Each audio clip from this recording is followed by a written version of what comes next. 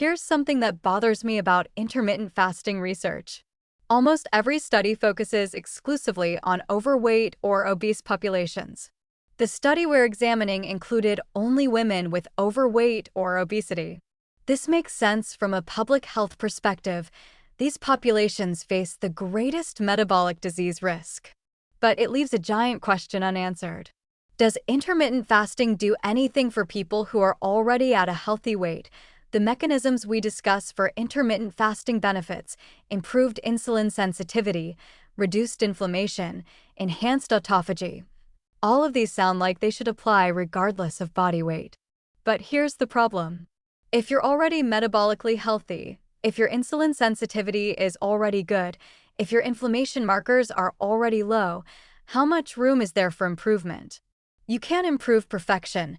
Most metabolically healthy individuals at normal weights already have good glucose control, healthy lipid profiles, and appropriate inflammatory responses. Adding intermittent fasting might not move the needle much on these markers because they're already optimized. It's like trying to improve someone's blood pressure when it's already in the perfect range. There's nowhere to go but potentially worse.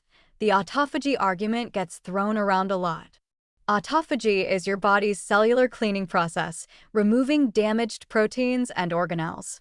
Fasting supposedly enhances autophagy, which sounds great for longevity and disease prevention.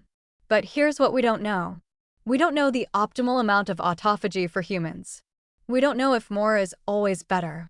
We certainly don't know if the autophagy induced by 16-hour daily fasts provides meaningful longevity benefits in humans. Most autophagy research is in mice or cell cultures, and the translation to human longevity is speculative at best. For athletes and physically active individuals, the picture gets even more complicated. These populations need adequate fueling for performance and recovery. Restricting eating windows can make it difficult to consume sufficient calories and protein, particularly protein distribution across the day for muscle protein synthesis. Some research suggests that time-restricted eating might impair athletic performance and muscle maintenance compared to more distributed eating patterns. There's a real risk of creating unnecessary restriction for people who don't need it. If you're metabolically healthy, maintaining stable weight, exercising regularly, and feeling good, why would you impose rigid eating windows on yourself? The psychological burden of dietary restriction, the social limitations, the potential for developing disordered eating patterns, these risks might outweigh speculative benefits. Now, there might be preventive benefits we're not measuring. Perhaps intermittent fasting practiced by healthy individuals prevents future metabolic decline.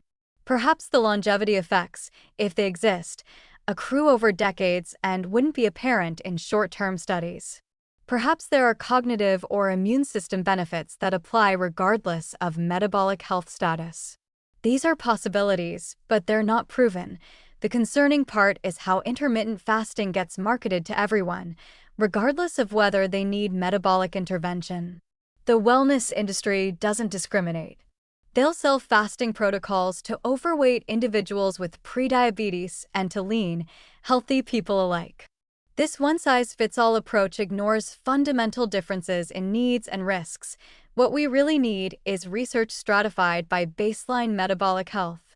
We need studies comparing intermittent fasting effects in healthy weight, metabolically healthy individuals versus those with metabolic dysfunction. We need to know if the benefits we see in overweight populations translate to healthy populations, or if we're just imposing unnecessary restriction. Until we have that data, my recommendation for metabolically healthy individuals at appropriate weights is cautious. If you find intermittent fasting convenient, if it fits your lifestyle, if you feel good doing it, fine. But don't feel like you're missing out on crucial health benefits by eating a normal breakfast and having reasonable meals throughout the day. The evidence that you need intermittent fasting simply doesn't exist.